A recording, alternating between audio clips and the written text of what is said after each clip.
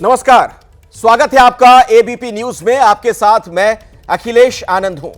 Lok Sabha speaker को लेकर पक्ष और विपक्ष में आर पार की जंग शुरू हो गई है।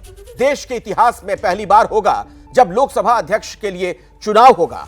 आम सहमति नहीं बन पाई, जिसके बाद एनडीए के ओम बिरला और कांग्रेस के उम्मीदवार के सुरेश के बीच लोकसभा स्पीकर को लेकर मुकाबला होगा। और इस बीच एक बड़ी खबर मैं आपको बता दूं। खबर यह आ रही है कि कांग्रेस ने अपने सांसद के सुरेश को उम्मीदवार तो बना दिया, लेकिन इसे लेकर गठबंधन में राय नहीं ली गई। टीएमसी के सांसद अभिषेक बनर्जी ने कहा है कि सुरेश की उम्मीदवारी को लेकर पार्टी से कोई बात नहीं की गई है। आखिरी फैसला ममता बनर्जी लेंगी। कांग्रेस ने के सुरेश को उम्मीदवार बनाया है, लेकिन आप देख रहे हैं विपक्ष की तरफ से जो अलग अलग तरह की अब खबरें सामने आ रही हैं। टीएमसी ने कहा कि स्पीकर के मसले पर किसी तरह की कोई बातचीत नहीं की गई है। कोई कांटेक्ट नहीं किया है, कोई बातचीत नहीं है, and unfortunately this has been a unilateral decision. तो आपने सुना अभिषेक बनर्जी को, उनका यह कहना था कि अभी हमसे कोई बातचीत नहीं की गई है। अभिषेक बनर्जी का यह बयान कई मायनों में महत्वपूर्ण हो जाता है। और इस बीच कांग्रेस के सांसद और स्पीकर के उम्मीदवार के सुरेश ने कहा कि वो ममता बनर्जी से खुद बात करेंगे। कांग्रेस की तरफ से के सुरेश, जिन्हें उम्मीदवार बनाया गया है, उनका यह कहना कि मैं खुद ममता बनर्जी से बात करूंगा। टीएमसी की तरफ से दरअसल यह कहा गया था कि कोई बातचीत नहीं की गई स्पीकर के मसले पर। नॉमिनेशन जो फाइल किया है, क्यों आप ये चुनाव लड़ रहे हैं स्पीकर का? नॉमिनेशन फाइल करने के लिए गवर्नमेंट के डिस्कस कर दिया अबाउट स्पीकर को इलेक्शन के लिए। सो हम तैयार सपोर्ट हम तैयार करने के लिए स्पीकर के इलेक्शन बारे में वो हम चाहते डिप्टी स्पीकर पोस्ट को हमको वापस आए। वो गवर्नमेंट नई एश्योरेंस नहीं दिया था, इसलिए हम फाइल करेंगे, नॉमिनेशन फाइल करेगा फॉर स्पीकर पोस्ट। लेकिन लोगों के मन में सवाल होगा कि अपोजिशन के पास नंबर तो है नहीं, फिर सुरेश साहब इलेक्शन लड़के क्या संदेश देना चाहते हैं? मैसेज क्या है आपका? नंबर इशू नहीं है, नंबर कोई इशू नहीं है। यार सदन का परंपरा है, सदन को परंपरा वो ब्रेक कर दिया। के सुरेश को आपने सुना। और इस बीच बड़ी खबर मैं आपको बता दूं, कांग्रेस की ओर से बाकायदा व्हिप जारी किया गया है। सदन में तमाम सांसदों को मौजूद रहने के लिए कहा गया है। कांग्रेस ने सांसदों को बाकायदा व्हिप जारी कर दिया है। सभी सांसद सदन में मौजूद रहेंगे। अभी एक बड़ी खबर, यह डेवलपमेंट आपको बता दें, कांग्रेस की तरफ से क्या रणनीति है, जरा इसे भी हम समझेंगे। रात 8 बजे मल्लिकार्जुन खड़गे के घर पर बैठक भी होनी है। यानी आप देख रहे हैं सियासी सरगर्मी बहुत तेज नजर आ रही है। मेरे साथ जैनेंद्र, मेरे सहयोगी भी जुड़े हुए हैं, नीरज पांडे भी हैं, उनके पास भी हम चलेंगे। लेकिन जैनेंद्र, पहले थोड़ा आपसे मैं समझना चाहूंगा, कांग्रेस से जुड़ी खबरों पर चूंकि आप बहुत करीब से नजर बनाकर रखते हैं, कांग्रेस की स्ट्रेटजी क्या दिख रही है? देखिए, स्ट्रैटेजी तो साफ है कि सरकार के सामने एक मजबूत विपक्ष का संदेश देने की। कांग्रेस पार्टी ने दो टूक कहा था कि डिप्टी स्पीकर यानी लोकसभा में जो उपाध्यक्ष का पद है वो परंपरा के मुताबिक विपक्ष को मिलता है। सरकार ऐलान कर दे कि वो उपाध्यक्ष का पद विपक्ष को देगा, तो फिर जो सत्ता पक्ष की तरफ से जो स्पीकर के उम्मीदवार यानी ओम बिरला है उनको समर्थन करने के लिए विपक्ष तैयार था। लेकिन इसके लिए सरकार राजी नहीं हुई। सरकार की तरफ से यह दलील दी गई, खुद रक्षा मंत्री राजनाथ सिंह ने केसी वेणुगोपाल जो संगठन के महासचिव है कांग्रेस के, उनसे कहा कि जब डिप्टी स्पीकर का चुनाव आएगा तब सबसे बात करेंगे। अभी फिलहाल आप जो उम्मीदवार है ओम बिरला उनका समर्थन करिए। उसके लिए राजी नहीं हुए केसी वेणुगोपाल, और इसके बाद कांग्रेस पार्टी ने तैयारी कर रखी थी। के सुरेश जो 8 बार के सांसद हैं केरल के, प्रोटेम स्पीकर के लिए भी उनका नाम चल रहा था, हालांकि उनको दरकिनार किया गया। उन्होंने पर्चा दाखिल कर दिया है। अब यह साफ है कि संख्या नहीं है विपक्ष के पास, बावजूद इसके विपक्ष अपनी तरफ से एकजुटता दिखाने की कोशिश और दिखाने की कोशिश करेगा कि सरकार ने परंपरा तोड़ी है कहीं ना कहीं डिप्टी स्पीकर का पद ना देकर, इसीलिए परंपरा तोड़कर विपक्ष ने भी उम्मीदवार दे दिया है स्पीकर के चुनाव के लिए। और इसी को लेकर दोबारा लौटूंगा आपके पास। दरअसल खबर दूसरे खेमे से भी आ रही है। बीजेपी की तरफ से भी अपने सांसदों को बाकायदा व्हिप जारी किया गया है। कहा गया है सदन में मौजूद रहने के लिए, तो बीजेपी ने भी सांसदों को व्हिप जारी कर दिया है। नीरज पांडे भी मेरे साथ जुड़े हुए। नीरज, संख्या बल के मामले में साफ तौर पर एनडीए आगे है, लेकिन ऐसा लग रहा है कि किसी तरह की कोई चूक ना हो, इसलिए बिल्कुल एक्टिव नजर आ रहे हैं तमाम रणनीतिकार बीजेपी के। देखिए, जब भी ऐसा कोई बड़ा मसला होता है, पार्टी व्हिप जारी करती है, अपने सांसदों को 100% प्रेजेंट रहने के लिए कहती है। कल एक बड़ा दिन है, चूंकि इतिहास में ये तीसरी बार ऐसा होगा जब लोकसभा स्पीकर का चुनाव हो रहा है। तो ऐसे में भारतीय जनता पार्टी ने अपने सभी सांसदों के लिए 3 लाइन का व्हिप जारी किया और सबसे कहा है कि आप लोग कल पार्लियामेंट में रहिए, क्योंकि कल लोकसभा स्पीकर का चुनाव होना है और उस चुनाव के दौरान वोटिंग होगी और वोटिंग में प्रेजेंट रहना अनिवार्य है। वैसे एनडीए के पास एक पर्याप्त संख्या बल है, पर्याप्त नंबर है कि उनके कैंडिडेट जीत जाएंगे, लेकिन चूंकि चुनाव होता है और चुनाव में कभी भी किसी को हल्के में नहीं लेना चाहिए और ये बात भारतीय जनता पार्टी भी समझती है और यही कारण है कि उसने व्हिप जारी किया है। जी अखिलेश। ठीक है, चलिए मैं दोबारा भी आप लोगों के पास लौटूंगा, आगे भी बातचीत हम जारी रखेंगे, जुड़े रहिए हमारे साथ। केंद्रीय मंत्री चिराग पासवान ने इस बीच कांग्रेस पर निशाना साधा है। उन्होंने कहा कि जब भी कांग्रेस के नेतृत्व वाले विपक्ष को पता चलता है उनकी हार सुनिश्चित है, वो दलित कार्ड चल देते हैं। 2002 में जब उन्हें पता था वो उपराष्ट्रपति पद का चुनाव हार रहे हैं, उन्होंने सुशील कुमार शिंदे जी को उम्मीदवार बनाया। 2017 में जब वो जानते थे कि राष्ट्रपति पद का चुनाव हार रहे हैं, उन्होंने श्रीमती मीरा कुमार जी को उम्मीदवार बनाया। अब जब उनके पास स्पष्ट रूप से लोकसभा अध्यक्ष पद के चुनाव के लिए संख्या बल नहीं है, वो कांग्रेस के दलित नेता के सुरेश जी को नामांकित कर रहे हैं। चिराग पासवान ने ये तमाम बातें कहते हुए कांग्रेस पर निशाना साधा है। जहां हार तय वहां दलित कार्ड, यह कहना चिराग पासवान का। जैनेंद्र भी हमारे साथ मौजूद हैं, हमारे सहयोगी। जैनेंद्र, विपक्ष की तरफ से और खासतौर पर कांग्रेस क्या वाकई में दलित कार्ड खेलती हुई नजर आ रही है? नहीं, देखिए, के सुरेश को आगे इसलिए किया गया है क्योंकि वो सबसे वरिष्ठतम सांसद हैं 18वीं लोकसभा के। 8वीं बार वो जीत करके आए हैं और प्रोटेम स्पीकर भी परंपरा के मुताबिक तो नहीं मिलना चाहिए था, लेकिन उनकी वजह 7 बार के सांसद को मिला है। तो और वो दलित समाज से भी आते हैं। इस बार चुनाव में देखा गया कि संविधान के मसले पर दलितों का एक सहानुभूति मिली विपक्ष को और वोट भी मिला। कहीं ना कहीं उसी को आगे बढ़ाने के मद्देनजर के सुरेश चूंकि हर तरीके से फिट बैठते थे, वरिष्ठ भी हैं, दलित समाज से आते हैं, तो जाहिर सी बात है इस वजह से उन्हें आगे किया गया है। हालांकि इसके पीछे कोई दलित कार्ड है ऐसा मुझे दिख नहीं रहा है, लेकिन ये जरूर सत्ता पक्ष की तरफ, विपक्ष के सांसदों की तरफ से भी कोशिश है कि के सुरेश की जो दलित पृष्ठभूमि है, दलित समाज से वो आते हैं, वो जो दलित आइडेंटिटी है उसको उभारने की कोशिश जो है वो जरूर की जा रही है और शायद उसी वजह से चिराग पासवान को आगे किया गया है, क्योंकि वो भी एक दलित चेहरा है, उनकी तरफ से इसका काउंटर दिलवाया गया है। ठीक है जैनेंद्र और नीरज, आप दोनों का बहुत बहुत शुक्रिया। इस घटनाक्रम पर आप नजर बनाकर रखिए, जैसे ही कुछ अपडेट होगा दोबारा मैं आपका रुख करूंगा। लेकिन कैसे स्पीकर चुनाव को लेकर, यानी लोकसभा अध्यक्ष पद के चुनाव को लेकर राजनीति देखने को मिल रही है दोनों तरफ से और किस तरीके से यह बिसात बिछाई जा रही है, आपको एक रिपोर्ट दिखाते हैं।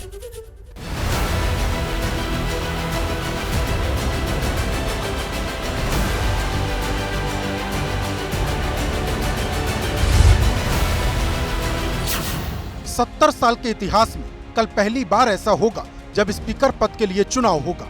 एनडीए की तरफ से एक बार फिर ओम बिरला उम्मीदवार होंगे, तो वहीं विपक्ष की तरफ से के सुरेश को उम्मीदवार बनाया गया है। ये वही के सुरेश है जिन्हें कल तक विपक्ष प्रोटेम स्पीकर बनाने की मांग पर अड़ा था। दोनों ही उम्मीदवारों ने नामांकन दाखिल कर दिया, जिस पर कल सुबह 11 बजे वोटिंग होगी। ओम बिरला लगातार तीसरी बार लोकसभा सांसद हैं। राजस्थान के कोटा से बीजेपी का प्रतिनिधित्व करते हैं। ओम बिरला 17वीं लोकसभा में साल 2019 से 2024 तक स्पीकर रहे हैं। यही नहीं, राजस्थान विधानसभा में भी 3 बार विधायक रहे हैं। 2004 से 2008 तक राजस्थान में संसदीय सचिव की जिम्मेदारी संभाल चुके हैं। जाहिर है ओम बिरला का राजनीतिक कद और अनुभव हर लिहाज से दमदार है, इसलिए एक बार फिर मोदी सरकार ने उन्हें स्पीकर बनाने का फैसला किया। तो वहीं दूसरी ओर के सुरेश की बात करें तो के सुरेश केरल की मावेलिकारा की सुरक्षित सीट से कांग्रेस सांसद है। 2024 में 8वीं बार सांसद चुने गए। 1989 में पहली बार लोकसभा के लिए चुने गए। यूपीए सरकार में अक्टूबर 2012 से लेकर 2014 तक केंद्रीय श्रम एवं रोजगार राज्य मंत्री के तौर पर जिम्मेदारी संभाल चुके हैं। यही नहीं, के सुरेश SC/ST के कल्याण से संबंधित अपने कामों के लिए जाने जाते हैं। सवाल बड़ा है कि आखिर स्पीकर पद के लिए चुनाव की नौबत क्यों आई, जबकि आम सहमति के लिए सत्ताधारी दल और विपक्ष के बीच मीटिंग्स तो कई दौर की हो चुकी थी। एनडीए की तरफ से राजनाथ सिंह तो विपक्ष की तरफ से कांग्रेस महासचिव केसी वेणुगोपाल के बीच कोई सहमति नहीं बन पाई। विपक्ष ने उम्मीदवार उतारा है। कॉल बैक नहीं किया गया आपके द्वारा। राहुल गांधी जी ने कहा कि खड़गे जी ने ऐसे जहाँ तक खड़गे जी का प्रश्न है, एक सीनियर लीडर हैं, मैं उनका सम्मान करता हूँ। कल से लेकर आज तक उनसे 3 बार हमारी बात। इधर विपक्ष आरोप लगा रहा है कि मोदी जी कहते कुछ और हैं और करते कुछ और। बेशक हम स्पीकर पद का समर्थन करते, लेकिन डिप्टी स्पीकर पद तो विपक्ष को ही मिलना चाहिए। राजनाथ सिंह जी ने खड़गे जी से कहा, देखिए आप हमारे स्पीकर को सपोर्ट कीजिए। ऑपोजिशन, पूरी ऑपोजिशन ने कहा है, हमने सब के सब से बात की है, पूरे ऑपोजिशन ने कहा है कि हम स्पीकर को सपोर्ट करेंगे, मगर कन्वेंशन ये है कि डेप्यूटी स्पीकर ऑपोजिशन को मिलना चाहिए। राजनाथ सिंह जी ने कल शाम कहा था कि वो खड़गे जी को कॉल रिटर्न करेंगे।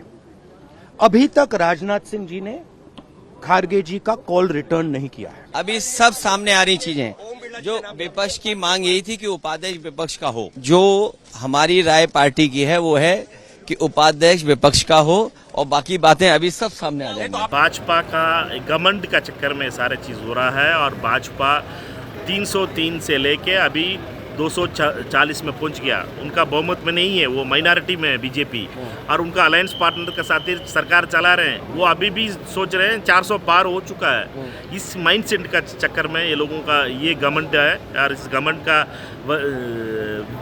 वजह से ये सारे चीज़ हो रहा है। प्रो टर्म स्पीकर भी नहीं बनाया, इसलिए हम लोगों का लड़ाई संविधान का बचाने के लिए।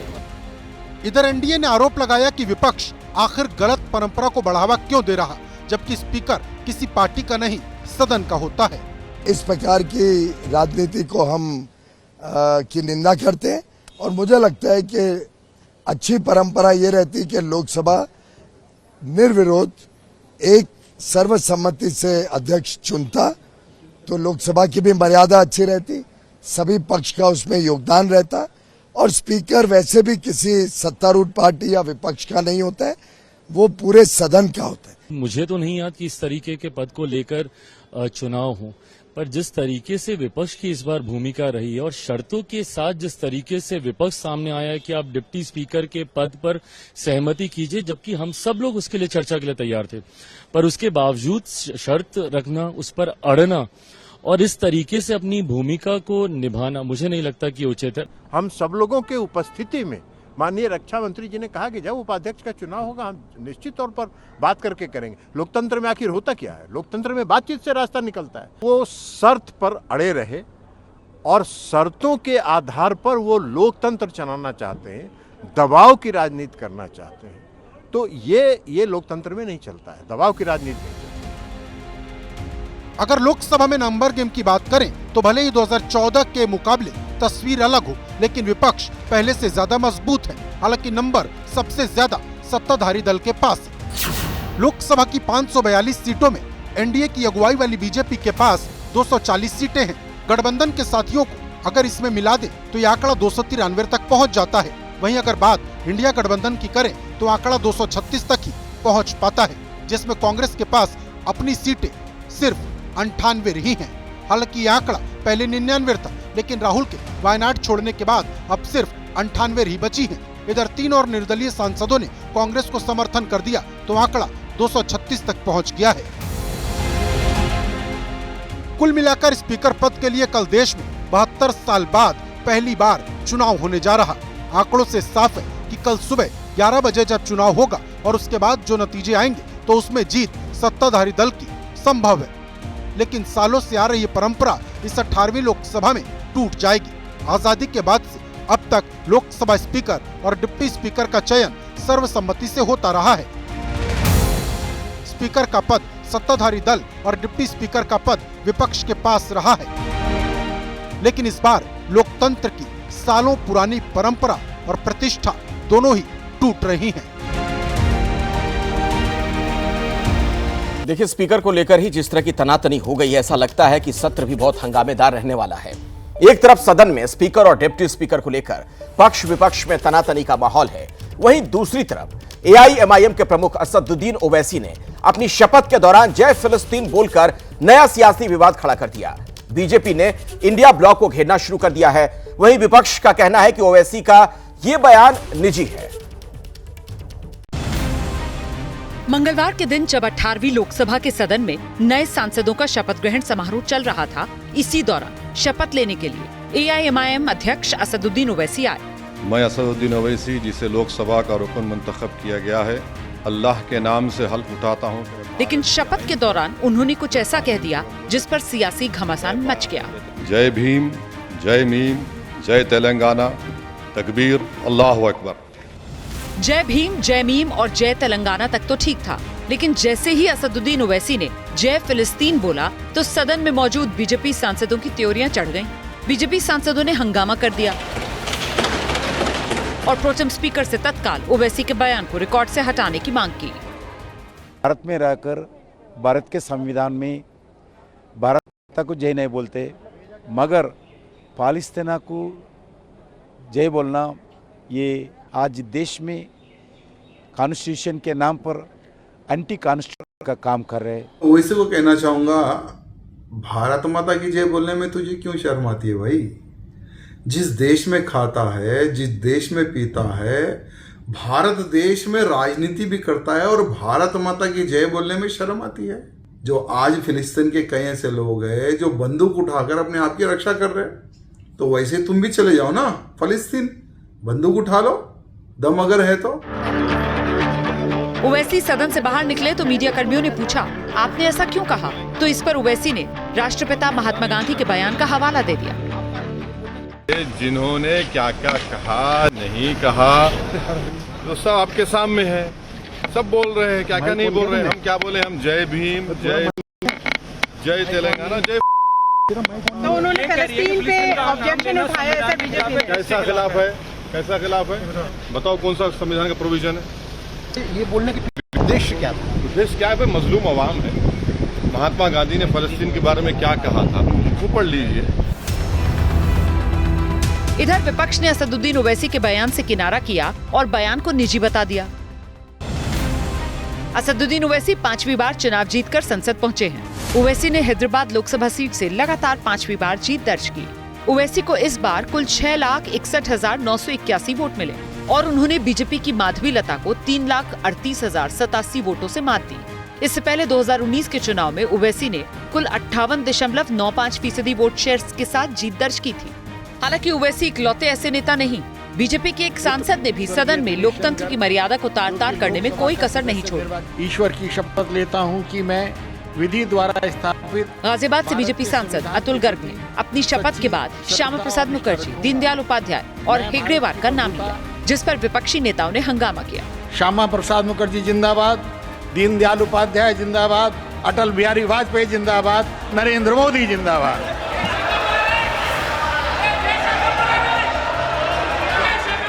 इससे पहले भी कई बार सार्वजनिक मंच से ओवैसी फिलिस्तीन के समर्थन में विवादित बयान दे चुके हैं, लेकिन इस बार विवाद लंबा खिंच सकता है, जिसे बीजेपी हर एंगल से भुनाने की कोशिश करेगी। उधर मेरठ के सांसद अरुण गोविल ने जब शपथ ली, उन्होंने जय श्री राम का नारा लगाया। जवाब में समाजवादी पार्टी के सांसदों ने अयोध्या के सांसद अवधेश प्रसाद का नाम लेकर जय अवधेश कहना शुरू कर दिया। जय श्री राम, जय भारत।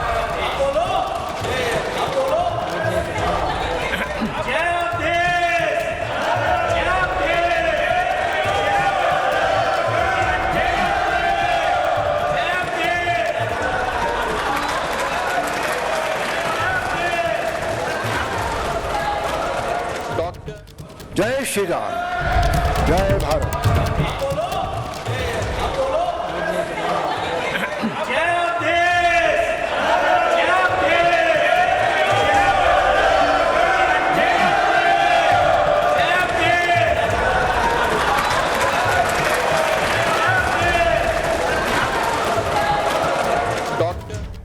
तो जय श्री राम के जवाब में जय अवधेश। बरेली के बीजेपी के सांसद छत्रपाल सिंह ने जय हिंदू राष्ट्र का नारा लगाकर विवाद खड़ा कर दिया, तो विपक्ष ने कहा कि यह संविधान के खिलाफ है। अलग अलग तरह के कई नारे सुनाई पड़े हैं। जय हिंदू राष्ट्र, जय भारत। ये संविधान विरोधी है, संविधान विरोधी है, ये बात कहना है। हिंदू राष्ट्र का ये संविधान विरोधी है। जय हिंदू राष्ट्र, जय भारत। ये संविधान विरोधी है, संविधान विरोधी है, ये बात कहना है। जब हिंदू राष्ट्र ये संविधान विरोधी है। अब बात राहुल गांधी की। राहुल गांधी की शपथ को लेकर कोई विवाद तो नहीं हुआ, लेकिन उन्होंने किस तरीके से शपथ ली वो आपको दिखाते हैं।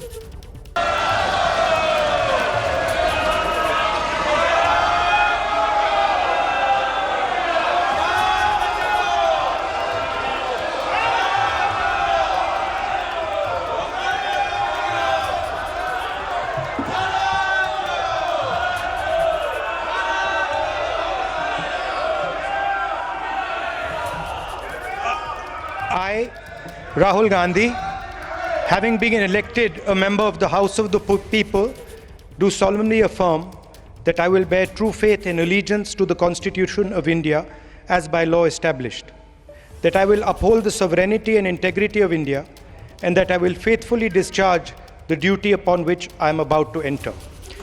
Jai Hind, Jai Samvidhan. तो संविधान की किताब अपने हाथ में राहुल गांधी ने रखी थी और लगातार वो दिखा भी रहे थे जब वो शपथ ले रहे थे।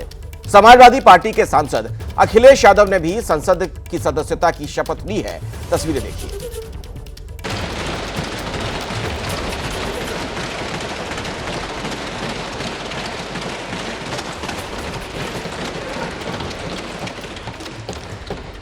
मैं अखिलेश यादव जो लोकसभा का सदस्य निर्वाचित हुआ हूं, ईश्वर की शपथ लेता हूं कि मैं विधि द्वारा स्थापित भारत के संविधान के प्रति सच्ची श्रद्धा और निष्ठा रखूंगा। मैं भारत की प्रभुता और अखंडता को अक्षुण्ण रखूंगा तथा जिस पद को मैं ग्रहण करने वाला हूं, उसके कर्तव्यों का श्रद्धापूर्वक निर्वहन करूंगा। तो अखिलेश यादव के हाथ में भी ये किताब संविधान की लगातार आप देख रहे थे। दिल्ली में पानी के मुद्दे पर 5 दिनों से अनशन कर रही मंत्री आतिशी ने अपना अनशन खत्म कर दिया। देर रात उनकी तबीयत बिगड़ गई थी, जिसके बाद उन्हें अस्पताल में भर्ती भी करवाना पड़ा। इधर आम आदमी पार्टी का कहना है कि दिल्ली में पानी के मुद्दे को अब संसद में उठाया जाएगा और बाकायदा प्रधानमंत्री मोदी को चिट्ठी लिखने का प्लान भी तैयार किया गया है।